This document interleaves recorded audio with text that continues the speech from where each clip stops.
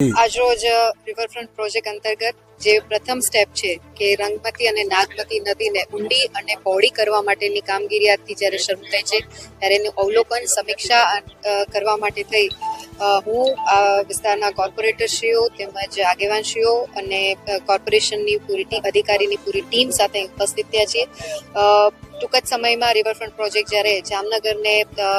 ભેટ મળવા જઈ રહ્યો હોય ત્યારે ધારાસભ્ય બન્યા પછી જે પ્રથમ એક જે સારું કહી શકાય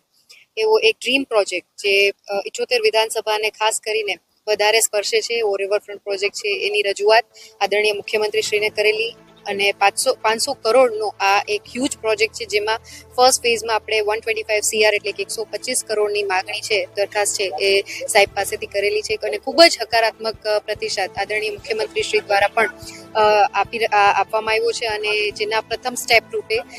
રંગમતી જે જામનગરની ખૂબ એન્શિયન્ટ રિવર્સ છે અને એને પહોળી અને ઊંડી કરવાનું કામ જ્યારે આજે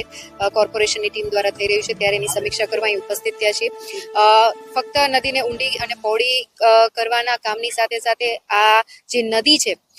એમાં ખૂબ ગેરકાયદેસર દબાણો છે એ દબાણો પણ ટૂંક જ સમયમાં દૂર થશે અને નદીનો જે મુખ્ય પ્રવાહ જે એન્શિયન્ટ જેનો ફ્લો છે એ પુનઃ આપણે સ્થાપિત કરી શકીશું. સાથે સાથે જે વરસાદી પાણી જે છે એ ચોમાસા દરમિયાન એના સંગ્રહ માટે થઈ અને આપણે 7 કરતાં વધારે ચેક ડેમ્સની રિક્વાયરમેન્ટ પણ આ રિવરફ્રન્ટ પ્રોજેક્ટમાં નાખેલી છે.